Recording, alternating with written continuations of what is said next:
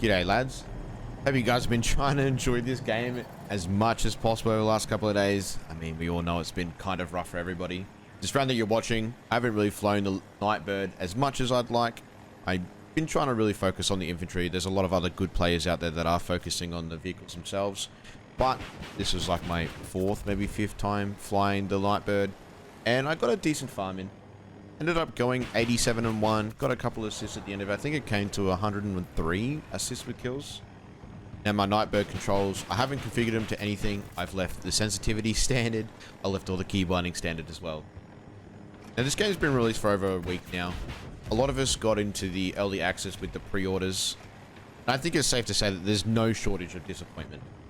I did make a video a couple of days ago with my honest opinion on Battlefield 2042. Some of those have slightly changed after I've been able to play this game for a week now. I've definitely noticed some good things, and without going to say, we've noticed a ton of bad things, and the bad things definitely outweigh the good things in this game at the moment. Now this game is definitely missing the key aspects of Battlefield that make Battlefield really. There's no scoreboard, no spectator, no all chat, no platoons, and no emblems even. There's also no squad swapping and no team swapping function. When you squad swap, it's all randomized. And don't even get me started on there not even being a server browser. This game has so many bugs and glitches and just random stuff happening. There's even the infinite death bug that came over from Battlefield 5. Now I don't even know how that happened. Some of the other things that I've noticed that are terrible in this game is one, map design. Every single map is just way too big and way too open with little cover.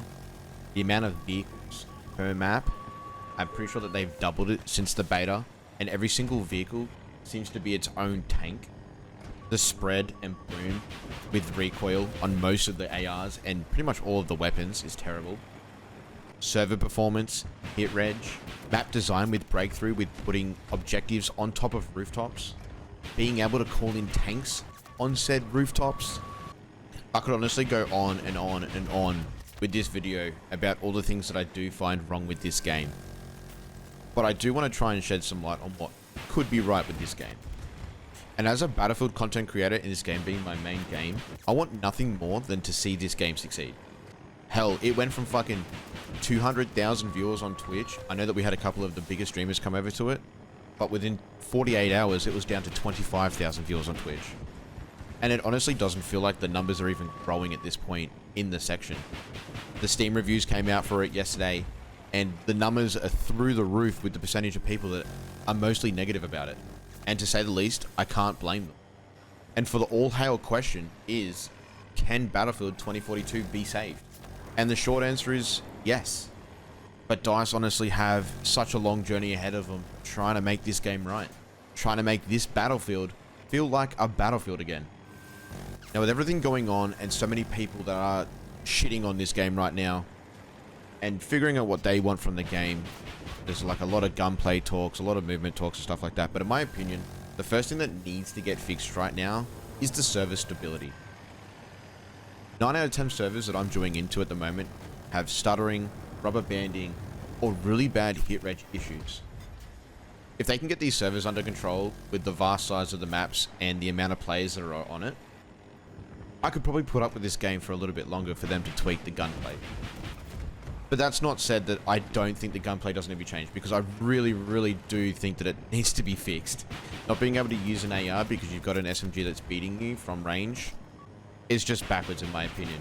Now in saying that as well, I don't want them to nerf the SMGs. I want them to buff every weapon around it to make them what they should be played like. And going back to the beta, you could compete against these SMGs with the ARs.